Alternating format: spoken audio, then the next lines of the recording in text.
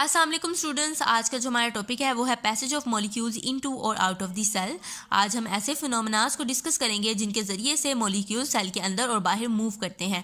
Topic start करने से पहले अगर आपने मेरा ये चैनल सब्सक्राइब नहीं किया तो like and subscribe my channel so that कि ऐसे नेक्स्ट टॉपिक की वीडियो आपको फ़ौरन मिल जाए। तो चलिए स्टार्ट करते हैं ऑस्मोसिस से।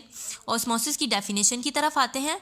Osmosis is the movement of water across a semi permeable membrane from a solution of lesser solute concentration to a solution of higher solute concentration। Osmosis actually में वाटर की मूवमेंट है।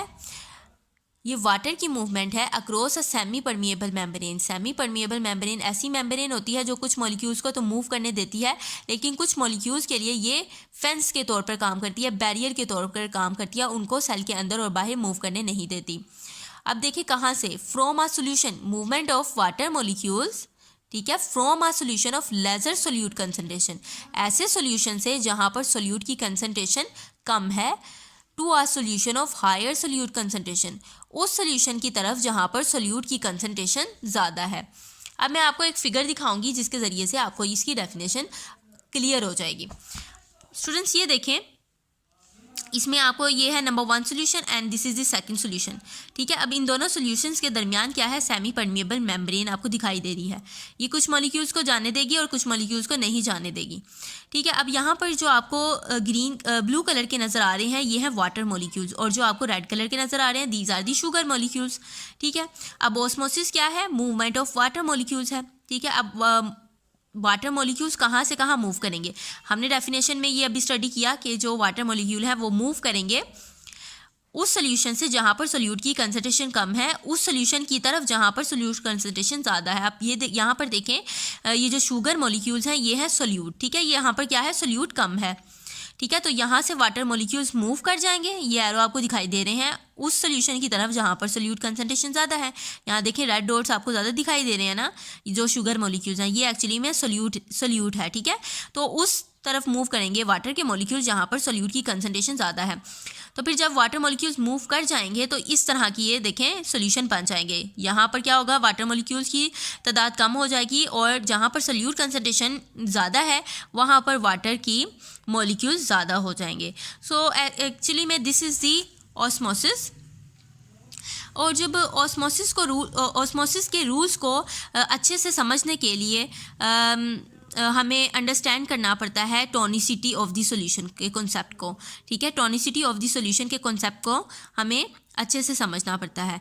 Rules of osmosis can be understood through the concept of tonicity of the solution. अब tonicity क्या है, tonicity refers to the relative concentration of solute in the water, यानी सोल्यूट की जो कंसंट्रेशन है वाटर में इनसाइड और out of the cell, inside और आउटसाइड दी सेल। ठीक है, टोनिसिटी क्या है, रिलेटिव कंसंट्रेशन है सोल्यूट की वाटर में इनसाइड और out of the cell.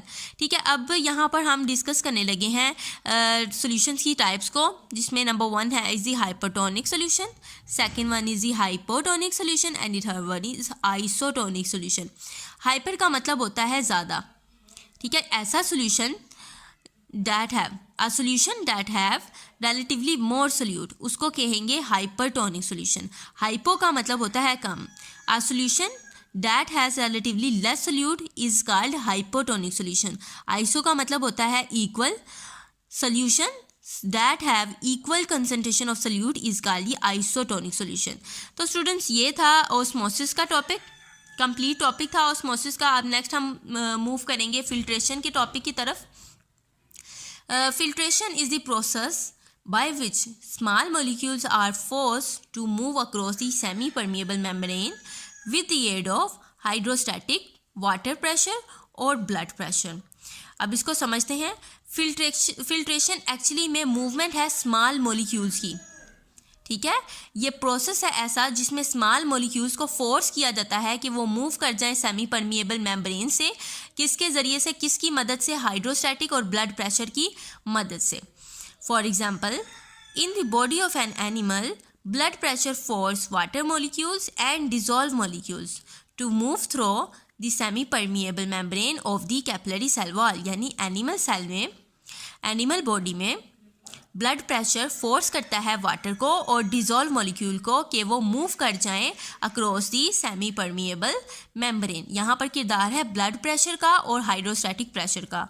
In the filtration the pressure cannot force large molecules such as proteins to pass through the membrane।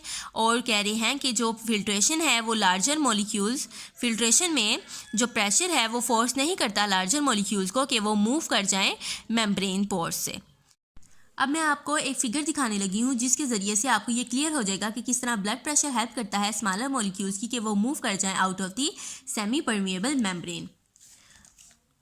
तो स्टूडेंट्स ये देखें, this is the figure of filtration through the cell membrane of the capillary wall. अब यहाँ पर देखें ये blood pressure move करवा रहा है स्मॉलर मॉलिक्यूल्स को। यहाँ जो ग्रीन कलर के डॉट्स आपको नज़र आ रहे हैं these are the small molecules, और जो येलो कलर की डॉट्स आपको दिखाई दे रहे हैं these are the large molecule. ये क्या है? Membrane of the capillary wall cell. अब ब्लड प्रेशर हेल्प कर रहा है स्मॉलर मॉलिक्यूल्स की कि वो मूव कर जाएँ out of the cell membrane. ठीक है, out of the cell membrane. आप देख सकते हैं कि जो ग्रीन कलर के डॉट्स हैं वो मेम्ब्रेन की इनसाइड से आउटसाइड की तरफ मूव कर रहे हैं, और यहाँ पर देखें ग्रीन डॉट्स क्या हैं? बाहर है। जबकि जो लार्जर मॉलिक्यूल्स हैं उनको ब्लड प्रेशर रिस्ट्रिक्ट करता है कि वो मेम्ब्रेन के अंदर ही रहें, उनको मूव करवाने नहीं देता। तो स्टूडेंट्स अब चलते हैं हम नेक्स्ट अपने फिनोमेना की तरफ, that is the active transport. ठीक है, इसकी डेफिनेशन की तरफ आते हैं। Active transport is the movement of molecules from an area of lower concentration to the area of higher concentration। ठीक है, एक्टिव ट्रांसपोर्ट ऐसी मूवमेंट है मॉलिक्यूल्स की, कहाँ से?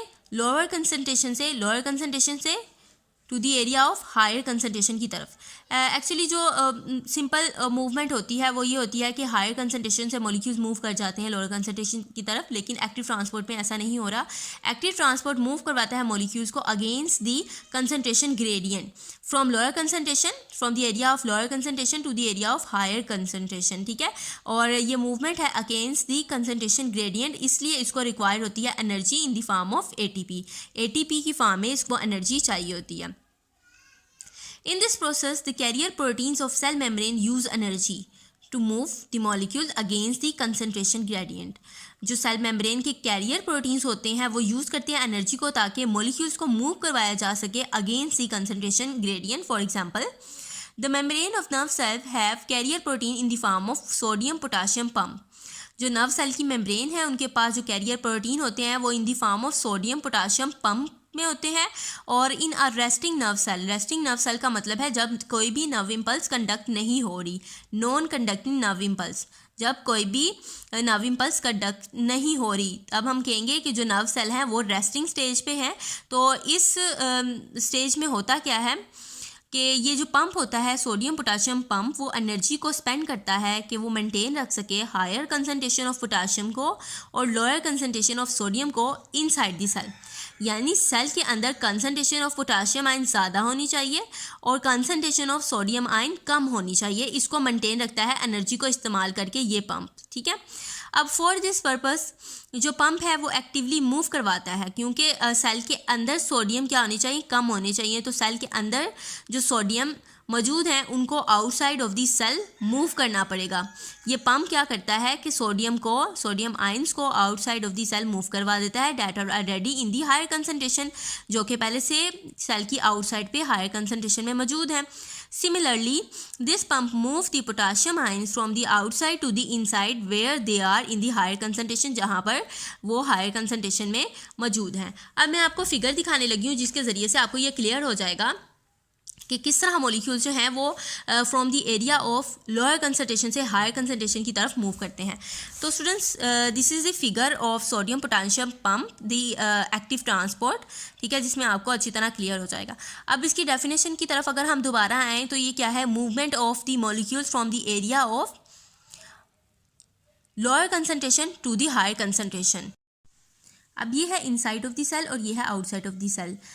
तो यहाँ पर देखें इनसाइड ऑफ द सेल में जो सोडियम आयन है उनकी कंसंट्रेशन कम है as compare to the outside of the cell. 1 2 3 4 4 ions यहाँ सोडियम के मौजूद हैं, जबकि आउटसाइड ऑफ द सेल में 1 2 3 4 5 6 आयन्स मौजूद हैं सोडियम के। एक्टिव ट्रांसपोर्ट में हमने क्या पढ़ा है कि वो कैरियर प्रोटीन्स जो हैं वो एनर्जी को इन द फॉर्म ऑफ एटीपी इस्तेमाल करते हुए आइंस को या मॉलिक्यूल्स को मूव करवाते हैं from the area of lower concentration to the area of higher concentration. अब यहाँ पर देखें सोडियम आइंस क्या है, यहाँ पर कम है, तो ये एरो आपको शो कर रहे हैं कि सोडियम आयन जो है वो मूव कर जाएंगे to the area of higher concentration, जहाँ पर सोडियम आयन की कंसंट्रेशन ज़्यादा है।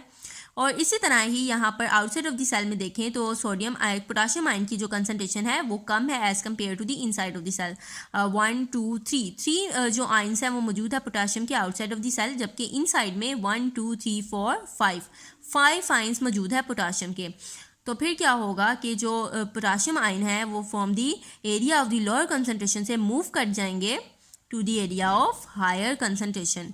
स्टूडेंट्स, ये था हमारा आज का छोटा सा टॉपिक। अगर आप चाहते हैं कि इससे नेक्स्ट टॉपिक की वीडियो आपको फ़ौरन मिल जाए तो like and subscribe my channel और हिट द बेल आइकन। मिलते हैं हम अपनी नेक्स्ट वीडियो में। अल्लाह हाफिज़।